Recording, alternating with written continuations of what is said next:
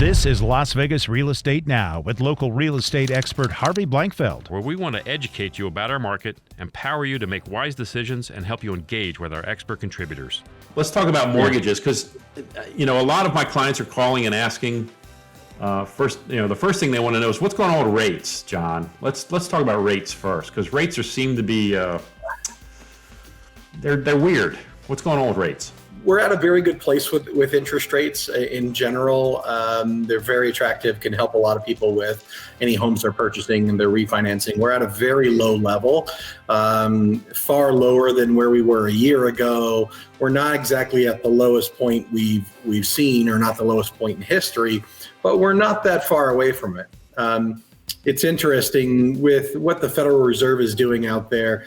They're really supporting the bond market for mortgages and other forms of borrowing, which is allowing interest rates to stabilize. But due to everything that's going on, there is issues beneath sort of the headline of mortgages, where part of the determining of what interest rates are is the profit streams from a mortgage. So there is the interest rate profit itself, and then there's the second part over here, which is the long-term servicing premium for that mortgage. So how much sort of profit can be generated by collecting your payments every month and that sort of thing.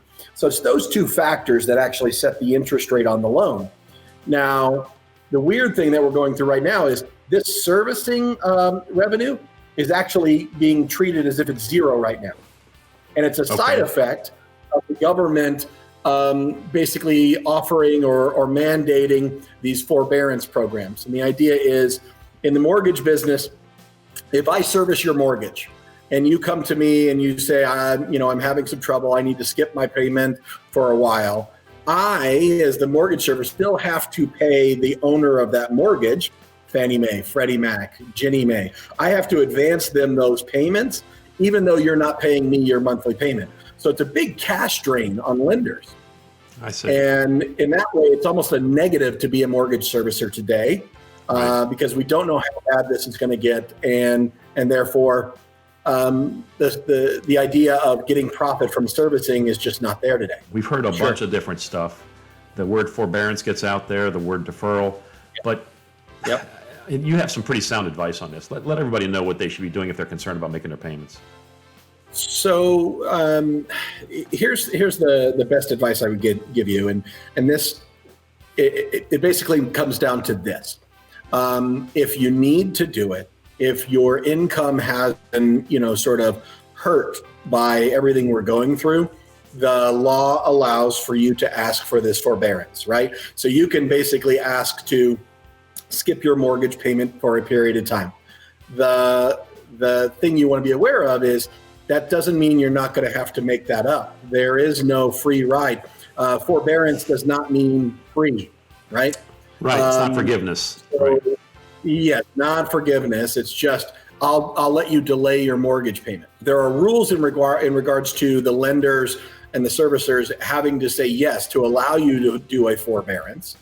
But then there are very little rules on the backside of that.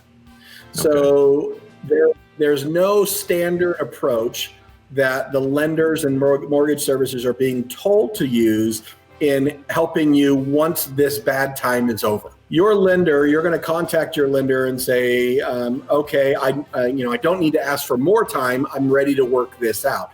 And your lender's probably going to give you one of three options.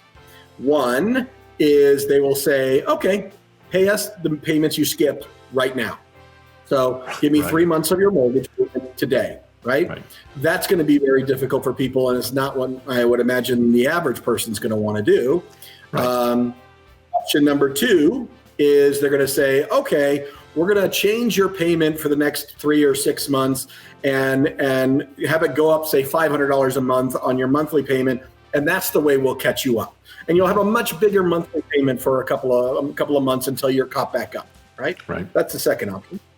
Third option is that we will modify, and that's the key word, we will modify your mortgage to where these payments could be added onto the end. They can be set aside until the mortgage gets paid off entirely. We can even give you a second mortgage and sort of take those dollars out from what you're paying on your main mortgage.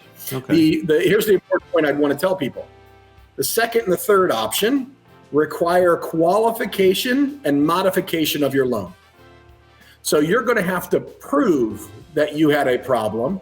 You're going to have to prove that you can now handle this new and be good going forward. What if I can't? What if I'm, they say to me, hey, it looks like you can't afford this house anymore. Is that possible? Yeah, that's absolutely possible. And then the point there is the mortgage servicer is not going to be in the business of carrying you. They're Right. going to take you down the road of loan modification or short sale or foreclosure. So I want to address this when it comes to people who have investment properties and their tenants are in their homes. And we've been told with regard to tenants that ultimately, if a tenant says they can't make a payment, you take them at their word. They can't make the payment, and we just basically, for the time being, let it go, and without charging any late fees, without evicting. Eventually, the monies will be due, Mr. and Mrs. Tenant. They will be due because, as you're hearing, the landlord's still going to eventually have to pay the mortgage too. It's going to be due. And that's also the law in regards to getting the forbearance from your lender. You purely have to attest or say to them that I am having trouble making this payment due to the COVID-19 crisis. And they must give you the forbearance. But they don't, nothing in the law says they must work it out with you when things are over. I'm doing the weekly stats. And this week we saw some impact, more so than we've seen in the previous two reports. So the inventory did go up. 61. This is all single-family homes, guys. Just single-family homes. This is what I've always done. Inventory again continues to rise. 6152. But I want to point out, Mark Stark says this, and he made a great point. He said, "Yeah, it's rising, but more than half of those listings are telling people you can't look at my house." So really, if we take a look at the 6152, you really might only have 3,000 that you can even look at in our market, which is actually pretty low. And 6152 is not a big number, by the way, on a single-family home, but it has been growing. Next, we've got, now this is not a big difference, and this is kind of encouraging. 342 more homes went into escrow this past week, as opposed to the week prior where there were 350. Now here's a big drop. We only closed 348 single-family homes this past week. The week prior was 523. That's the first time we've seen a significant drop in that number, the number of closings. 118 single-family homes were withdrawn this week. That's up a little bit from last week. So I wanted to point out this median days on market is kind of a weird number. People are asked me about it last week. Said, Harvey, why is that so low? Well, it's because it's only on the ones that actually closed. This data, the days on market, is only from these ones. So here's what you're seeing, guys, is that if you put it out there now and you price it right, you're only in the market for 2 weeks. John, I want to talk to you about the governor's new directive. I'm going to bring that up. On here, they also talk about, and this is important to can I look at a house? And the governor basically said, first of all, no open houses, which our broker said a long time ago. Our broker said weeks ago, let's not do open houses. There's no Smart. That's normal. Yeah, that makes perfect sense. But he's suggesting that you try to do as much as you can remotely, which I think is smart.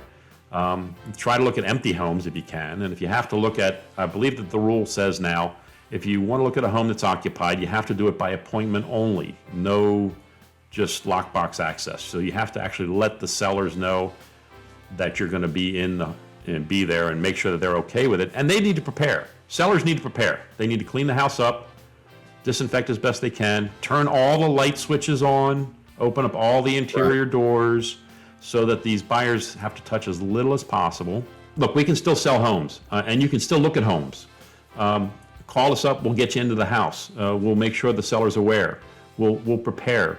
It's not, we just have to be better prepared, and we have to do prep in advance, and we have to do work after.